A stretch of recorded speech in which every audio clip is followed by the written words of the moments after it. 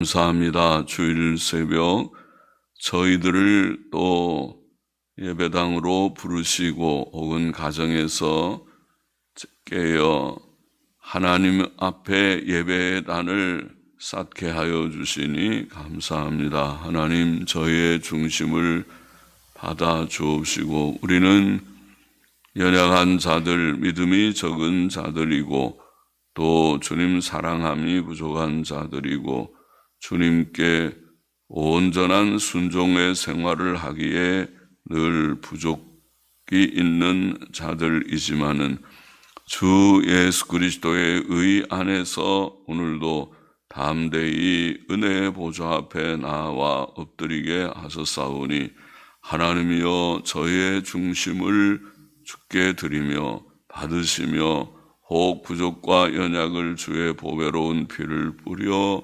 깨끗게 하시고, 주님, 저희의 심령에 맑고 밝은 심령을 주셔서 주의 말씀을 묵상하며 깨달으며 마음에 새기며 교훈을 얻으며 더 주님 사랑하고 사모하고 앙망하며 의지하며 또 순종하며 살아가게 하여 주시기를 소원합니다.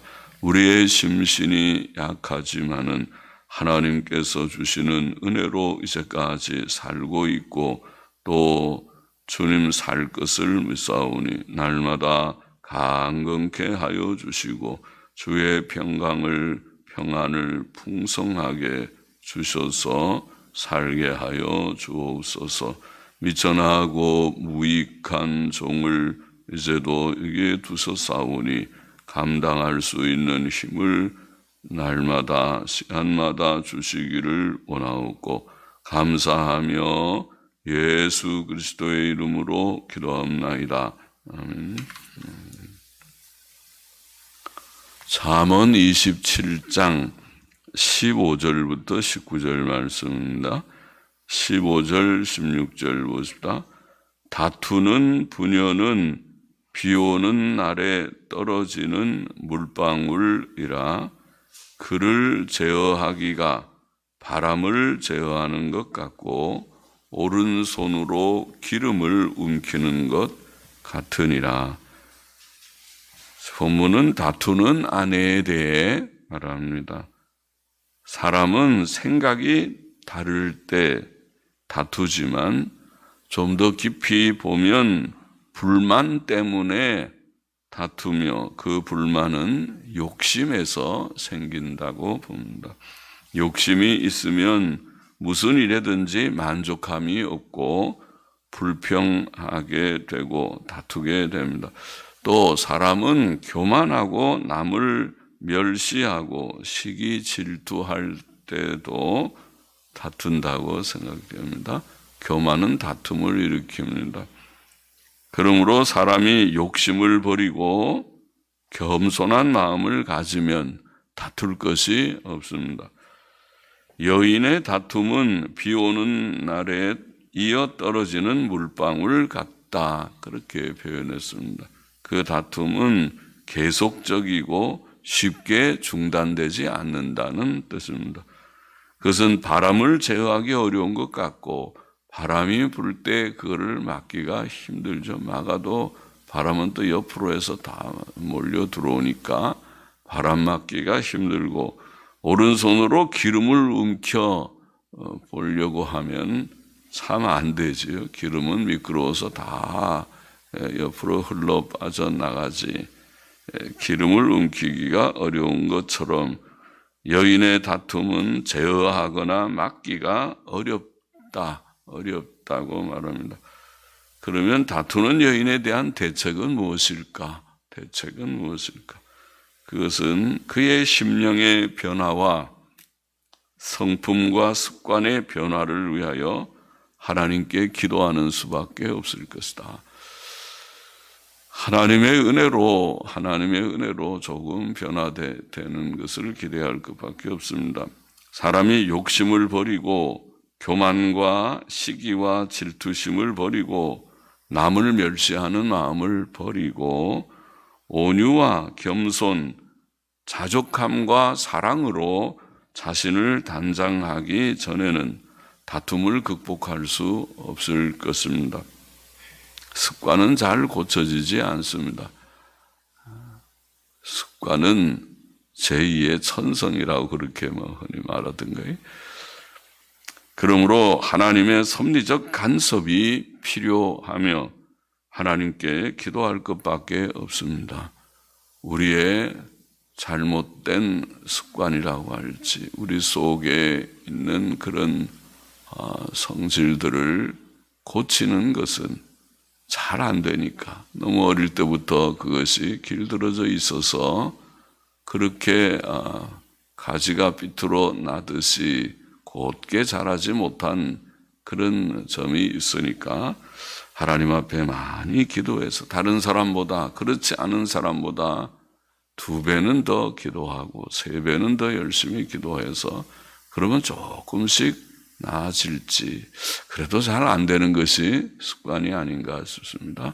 기질은 잘 안 바뀐다 그런 말들을 많이 하는 것은 그래서 하는 말이라고 봅니다. 그래서 성경에 이 부부 간의 다툼이라고 할지 여인의 다툼이라고 할지 이 문제에 대해서 부득이한 경우에는 이혼은 성경이 금하니까 그런 것 때문에 성격 차이로 이혼하는 것은 허락하지 않지만은 별거 하는 것은 성경이 말씀하고 있는 것 같으니까 별거 할 수밖에 없을 것이다. 함께 살기가 어려울 것이다. 잠언의 몇 구절이 잠언 21장 9절, 19절, 25장 24절 세 구절이 그런 비슷한 유의 교훈을 하죠. 다투며 성내는 여인과 함께 큰 집에 사는 것보다 좋은 집에 살면 못하는가. 지붕 한 모퉁이에서나 광야에서 혼자 사는 것이 낫다. 그런 말씀하니까 얼마나 마음이 괴로우면 좋은 집, 큰 집에 살아도 매일 갈등, 다툼과 갈등이 있으면 마음이 편하지를 못하니까 차라리 저 광야에 가서 혼자 살리라. 혹은 지붕 모퉁이에 가서 움막을 치고라도 살면 좋겠다. 그런 말을 하는 것이죠. 17절 보십시다. 철이 철을 날카롭게 하는 것 같이 사람이 그 친구의 얼굴을 빛나게 하느니라. 철이 철을 날카롭게 하지요. 쇠망치로 칼날을 때려서 날카롭게 만듭니다. 철이 철을 날카롭게 합니다. 이와 같이 사람은 친구의 얼굴을 빛나게 한다. 지금 친구와의 교제 문제를, 교제의 유익을 가르친 것이죠. 사람의 생각과 마음은 얼굴로 나타나는데 사람은 친구와의 교제와 대화를 통해서 그의 생각이나 지혜나 식견이 많아지고, 친구가 책을 많이 읽은 사람, 식견이 넓은 사람이면 대화하면 배울 것이 많겠죠. 또 그것은 배우는 것은 다 또 기억도 잘 될 것입니다. 그래서 식견이 좀 넓어지고 깊어지고, 또 그의 침체된 마음이나 둔해지고 비활동적이었던 마음이 힘을 얻고 활동적이게 될 수도 있습니다. 교제를 통해서 힘을 얻고 격려를 얻습니다. 이처럼 친구와의 교제는 유익하다는 것을 본문이 말합니다. 성경은 성도의 교제의 유익에 대해서 많이 교훈했습니다. 전도서 4장에 보면 이런 말씀이 있죠. 혹시 저희가 넘어지면 하나가 그 동물을 붙들어 일으키려니와 홀로 있어 넘어지고 붙들어 일으킬 자가 없는 자에게는 화가 있으리라. 그렇죠. 혼자 사는 분들이 홀가분해서 좋은 점도 있지만은 몸이 아플 때나 또 어려운 문제가 있어서 그 문제를 해결할 줄 모르고 그럴 때에 그렇게 어려움을 좀 당할 수 있죠. 심령의 어려움을 풀지를 못해서. 그때 좋은 친구가 있으면 전화라도 해서 자기 속에 있는 속내를 좀 말하고 위로도 받고 또 권면도 듣고 그러면은 좋겠죠. 그래서 친구가 있으면은 붙들어서 넘어져도 또 일으켜 줄 수도 있지만은 넘어지면 옆에서 누가 사람이 좀 일으켜 주는 게 좋지. 혼자서 일어나려면 힘들죠. 또 두 사람이 함께 누우면 따뜻하거니와 한 사람이면 어찌 따뜻하랴. 아주 추운 날에도 그러겠죠. 두 사람은 좀 따뜻한 온기가 있지만은 한 사람이면은 암만 누워도 따뜻하지 않다. 그런 표현도 하고 또 한 사람이면 패하겠거니와 두 사람이면 능히 당하나니 삼겹줄은 쉽게 끊어지지 아니하느니라. 그런 말씀이었습니다. 그래서 두세 사람이 같이 힘을 합치면 그래도 무슨 일든지 좀 잘 할 수 있고 혼자 하다가 좌절하거나 그런 낙심하면 참 일어나기 쉽지 않다. 그런 경우겠죠. 교제의 유익입니다. 데살로니가전서 5장 14절도 형제들아 너희를 권면하노니 규모 없는 자들을 권계하며 마음이 약한 자들을 안위하고 힘이 없는 자들을 붙들어주며 그런 말씀이었어요. 규모 없이 행하는 자들은 그렇게 하면 안 된다고 성경에 그렇게 하면 안 되고 그것은 우리가 이성적으로 양심적으로도 그것은 옳지 않다 이렇게 권면도 하고 경계도 하고 또 마음이 약한 자들한테는 안위하고 위로를 주고 힘내라고 다 세상 살 때 어려운 일이 그것뿐이겠는가 이 험하고 복잡한 세상 더 그보다 심한 굶고 핍박도 당하고 죽을 지경에 있는 것도 견디면서 살아가는 것이 인생의 길이라고 성도는 더욱이 그렇게 어려운 길을 걸어왔고 순교도 당하지 않느냐 그러면서 위로를 좀 주고 힘이 없는 자들을 붙들어주고 내가 도와준다고 붙들어주고 모든 사람을 대하여 오래 참으라 그렇게 교훈을 했고 히브리서에도 몇 구절 그렇죠. 히브리서 3장 13절에 오직 오늘이라 일컫는 동안에 매일 피차 권면하여 너희 중에 누구든지 죄의 유혹으로 강팍게 됨을 면하라. 매일 피차 권면하라. 그렇지 않으면 죄를 지으면 마음이 거칠어지고 강팍해지니까 죄만 짓지 않아야 돼. 죄 짓지 않도록 날마다 우리가 서로를 돌아보고 권면하는 것이 좋다. 히브리서 10장 24절 25절도 서로 돌아보아 사랑과 선행을 격려하며 그랬죠. 사랑과 선행을 격려하고 모이기를 피하는 어떤 사람들의 습관과 같이 하지 말고 오직 권하여 그날이 가까움을 볼수록 더욱 그래야 하자. 모이기를 힘쓰는 것은 사람이 모일 때 성도들은 교회는 모일 때 힘이 나는 것 같아요. 그래서 흐트러져 있으면 자꾸 마음이 약해져서 그 다음에는 주저앉고 누워버리고 그러나 또 자꾸 모이면 힘이 나서 더 믿음의 전진을 가지고 하겠습니다.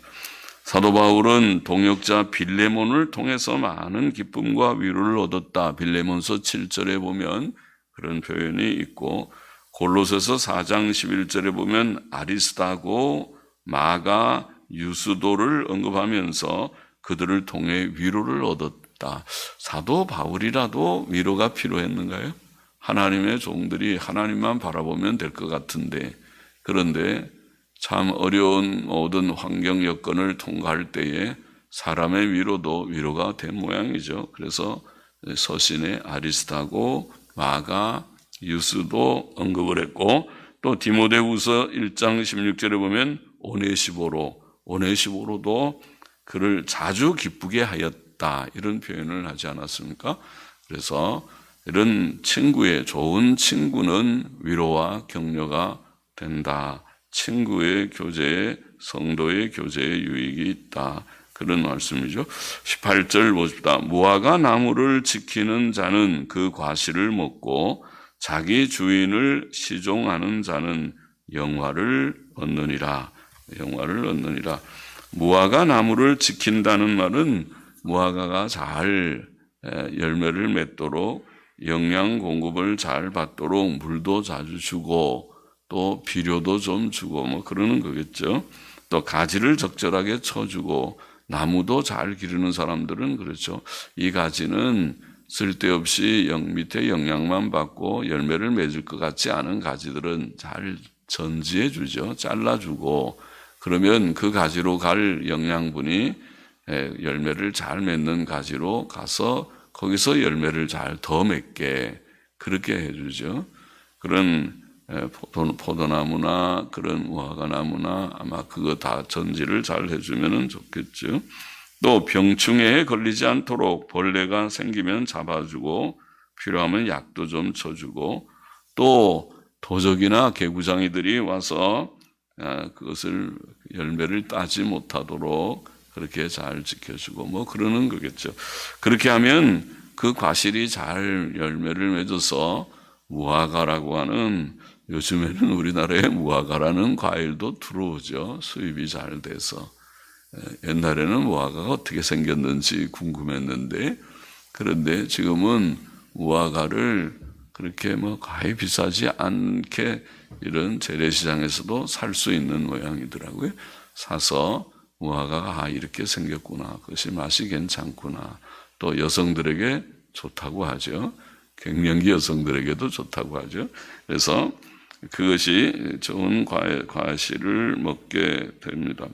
농부의 수고가 헛되지 않습니다. 그는 수고의 대가를 얻을 것입니다. 이와 같이 자기 주인을 시종하는 자는 영화를 얻을 것이다. 부잣집 주인인가 보죠. 주인이 그래도 좀 부요하고 그러면 잘 옆에서 돕고 시종한다는 말은 시중을 든다. 그런 뜻이죠. 시중 들고 수종을 들고 수행을 하고 뭐 이런 뜻인데 주인 곁에서 그를 보호하고 충실히 지혜롭게 부지런하게 그를 돕고 섬기는 그런 종의 모습인데 그런 종은 영화를 얻을 것이다. 주인이 그를 사랑하고 신임하고 그를 존중하고 참 좋은 우리 친구다. 또 좋은 상을 주고 기회가 있으면 상을 주려고 하고 또 중요한 일도 맡기고 저 종은 저 친구는 내가 중요한 일을 맡겨도 좋겠다. 그리고 일들을 웬만큼 다 맡기게 되겠죠. 그렇지 않으면은 일일이 주인이 다 참견하고 확인하고 하겠지만은 이 세상에서도 그렇고 천국의 이치도 비슷하다. 우리의 주인은 하나님이신데 창조주와 섭리자이신 하나님, 우리의 주님은 주 예수 그리스도이신데 우리가 주인을 수종드는 것처럼 주님을 늘 수종들면은 주님 수종든다는 것은 주께서 무슨 말씀하시면 잘 귀담아 듣고 그렇습니까? 알겠습니다. 주님 말씀을 다 믿고 주님의 말씀대로 살아보려고 하고 그렇죠. 주인이 무슨 말 하는데 그 말을 별로 잘 귀담아 듣지 않으면 엉뚱한 짓이나 하겠죠. 그러면은 좋은 종이 못 되지만은 주인이 말하는 것을 다 듣고 마치 요새 보면 정치권에서 높은 좀 그렇지 위에 사람이 무슨 얘기하면 다 뭐 수첩을 꺼내서 열심히 적더라고요. 저 적는 일들을 어떻게 잘하는지. 학교에서 그렇게 공부하면 1등 하겠죠. 학교에서 1등하는 친구들을 보니까 맨 앞자리에 앉아가지고 선생님이 얘기하는 거 하나도 안 빼놓고 다 적더라고요. 얼마나 필기를 충실히 하는지. 그래서 그 친구한테 가면은 그거 다 강의가 그대로 다 있어요. 요즘에는 아주 더 좋아서 아예 녹음기 갖고 선생님들 하는 걸 녹음해가지고 또 가서 듣고 그대로 정확하게 잘 강의를 받아만 적으면 그거 여러 가지 복습 예습하면 100점 맞는 거죠. 학교 공부는 어떻게 보면 공부 잘하는 사람들 보면 공부는 쉽다고 그러더라고요. 저는 잘하는 사람은 못 되었지만은 그것은 가르쳐 주는 것을 잘 소화만 이해만 하고 그냥 다 암기해버리면 100점 맞죠. 뭐 더 이상 뭐가 나올 것이 있어요. 그리고 암기도 머리가 좋고 나쁜 차이는 있지만은 나쁜 사람은 다른 사람 한두 번 읽을 때 나는 10번, 20번 읽으면은 암기가 돼요. 사람의 머리가 나빠도 노력을 그만큼 하면 비슷하게 따라가는 것 같더라고요. 그래서 하나님의 말씀도 그렇게 우리가 열심히 성경 읽고 기도하고 하나님과 교제하고 동행하는 그런 자가 된다면 좋은 그런 수종자가 되겠죠. 노아는 창세기 6장 22절 하나님의 명령에 온전히 순종했다. 아브라함도 창세기 22장 12절에 보면 아들을 이삭을 번제로 드리라. 예. 모세도 출애굽기 40장 16절에 보면 하나님의 명령대로 성막을 다 세웠습니다. 여호수아와 갈렙도 다른 정탐꾼들은 불평하지만은 하나님의 명령을 붙들고 우리가 가자, 믿음으로 가야 된다, 그렇게 믿음 있는 말을 했습니다. 그럴 때에 하나님께서는 우리를 더욱 사랑하시고 이미 사랑하시지만은 순종하면 그 말씀대로 살려고 성경 열심히 읽고 기도하고 순종 생활할 때에 하나님이 더 기뻐하시죠.